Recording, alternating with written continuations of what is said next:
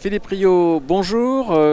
Bonjour. Bonjour, vous êtes maire de Grigny et je suis ravi de vous accueillir sur le plateau d'Acteurs Publics TV. Nous sommes au GERU, ces journées d'études de la rénovation urbaine, deux journées d'échange, de partage, organisées par l'ANRU. Et d'ailleurs, à propos de partage et d'échange, quand un maire d'une ville comme la vôtre, et vous allez nous expliquer à quel point vous êtes concerné par le programme de rénovation urbaine, vient au GERU, il y vient pourquoi? Vous venez chercher quoi au GERU? Et vous trouvez quoi au GERU? Un maire doit venir avec les oreilles grandes ouvertes, écouter les expériences des autres territoires. Parce que trop souvent, nous sommes la tête dans le guidon. Et ce genre de journée d'études nous permet de comprendre ce qu'il se passe ailleurs, les dynamiques, les bonnes expériences. Et c'est vraiment un bol d'air extraordinaire pour nous, les maires. Voilà. Alors je disais que vous êtes très concerné par la politique de rénovation urbaine. Expliquez-nous à quel point. Grigny, c'est dans le cadre du premier programme de l'ANRU, le plus gros projet en rue de France avec le quartier de la Grande Borne, qui est très connu, oui. 3500 logements.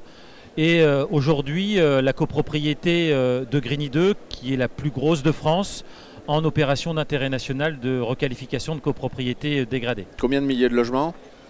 5000 plus 3005, ça fait 8500 logements en politique de la ville sur 10 000 logements à l'échelle de la ville. C'est dire que vous avez besoin de venir au GERU et de vous enrichir de l'expérience des uns et des autres, mais c'est peut-être vous qui devez aussi expliquer comment on peut faire son affaire d'une telle situation d'urbanisme dans une mairie de l'Essonne.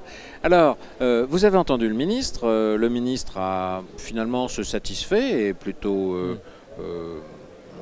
favorable à l'action menée par l'ANRU. Le ministre annonce aussi le doublement des crédits, d'ailleurs ce qui avait été prévu pendant la campagne. On a parlé de mixité aussi. Pour vous, la rénovation urbaine, l'égalité des territoires, on a ici le CGET, où c'est que de l'urbanisme ou c'est aussi de l'humain? C'est les deux vont ensemble. Je crois que c'est ça la nouveauté en France.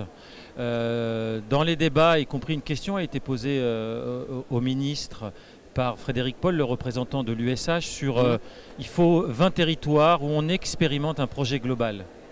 Il était sur le volet de la sécurité dans certains territoires qui sont peut-être des territoires perdus de la République. Moi, je sens que, par exemple, ma ville, il parlait de Grigny. Je viens d'écrire au président de la République, où un rapport interministériel a été rendu le 26 juillet dernier à Matignon, remis par le Premier ministre de l'époque, Manuel Valls. Et ce rapport interministériel pointe du doigt qu'il y a des territoires qui décrochent. Et on parlait même d'apartheid territorial et social. Je pense malheureusement que le territoire dans lequel j'habite aussi, parce que les maires sont des habitants, est l'un de ces territoires. Et donc, ces journées de l'ANRU, ou de renouvellement urbain, c'est un projet global et c'est ce que nous construisons. On a parlé école, on a parlé sécurité, on a parlé développement économique, commerce, transport, mobilité. Oui. On a moins parlé de formation, ça me gêne un peu. Ouais. Et on devrait faire quoi, tiens, en matière de formation? Vous savez, les habitants des quartiers prioritaires de la politique de la ville sont ceux qui sont les moins bien formés. Parce que la vie a créé des accidents où on n'a pas été au bout des cursus. Et que les métiers changent beaucoup. On devrait mettre le paquet sur la formation. Par exemple, sur mon territoire, 2 expériences. Un centre de formation que nous avons créé sur les métiers de la fibre optique. 75% des gens formés sont à l'emploi durable au bout de 6 mois. Qu'on soit diplômé de quelque chose ou pas, sur des métiers nouveaux. Nous savons faire ça dans nos territoires. Autre expérience, Thierry Marx est venu installer une école de cuisine qui a ouvert le 15 mai dernier. Les premiers stagiaires partent en formation la semaine prochaine et ça fonctionne. Et donc nous devons inventer des nouvelles formes de formation dans ces territoires pour redonner cette seconde chance et permettre l'insertion professionnelle. Eh bien merci Philippe Riot pour ces 2 propositions intéressantes. Et vous voyez, c'est bien l'esprit des GERU, un endroit où on partage les bonnes pratiques et les réussites des uns et des autres. Bravo. Merci.